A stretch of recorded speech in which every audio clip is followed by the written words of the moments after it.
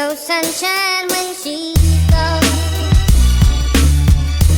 It's not warm when she's away. Ain't no sunshine when she's gone, and she's always gone. What's up, guys? For Cannonballs, you need to have completed the Dwarf Cannon quest. You need 35 smithing to make the cannonballs.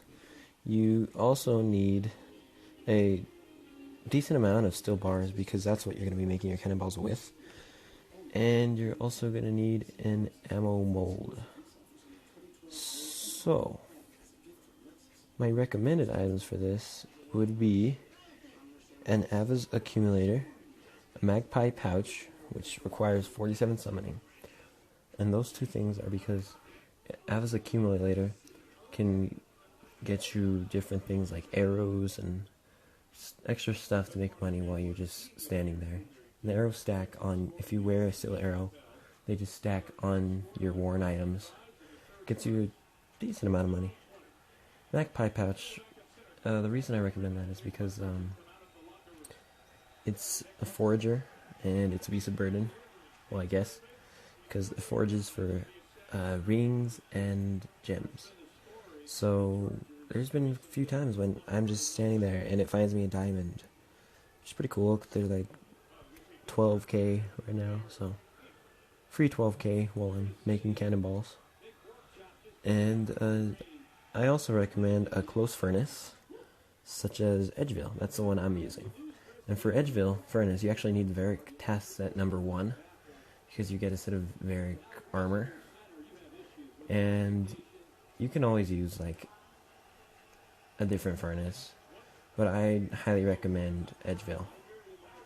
Okay, now onto the video.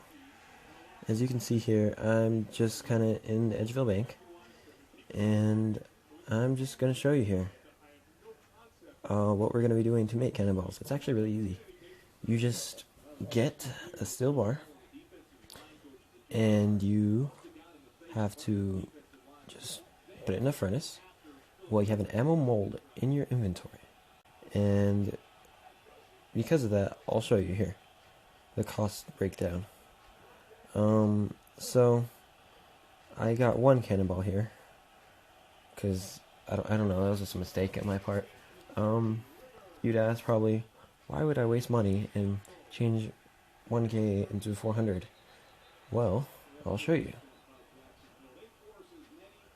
You take the steel bar, you put it in the furnace here, and now you get 5.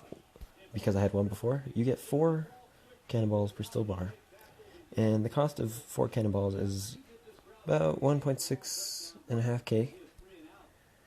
And that's pretty cool. I mean, about 600 per bar. And I have over 40k bars. That's pretty neat. So yeah, what I do is I keep cannonballs in my inventory, and a ammo mold, and 26 steel bars. You just use the bar on the furnace, and goes like that. And I'm just going to skip ahead here, and per inventory of 26 into cannonballs, it will take 162 seconds, which is a lot if you think about it. And so I mean, it takes a while to make an inventory, but it's actually really good money. It's upwards of 440k an hour, which is pretty neat. So as you see, per 26k of bars, you get about 42k of cannonballs. So that's about 17k per inventory. And you could do the math yourselves, but yeah, I'll leave the math calculations in the description. So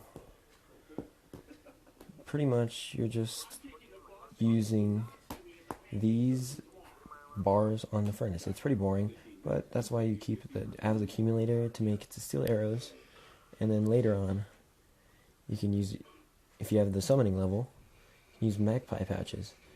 and you make profit off of those because of the rings and gems you get.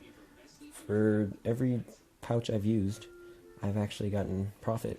So you can see you get rings, except for wealth. You cannot get a ring of wealth, and you cannot get an onyx or dragonstone.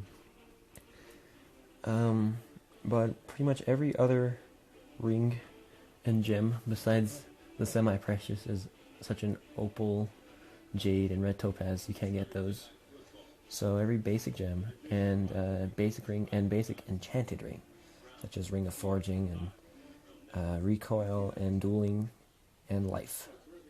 So basically you just go on like that, and it's easy as that. Alright, see you guys. Thanks for watching my video.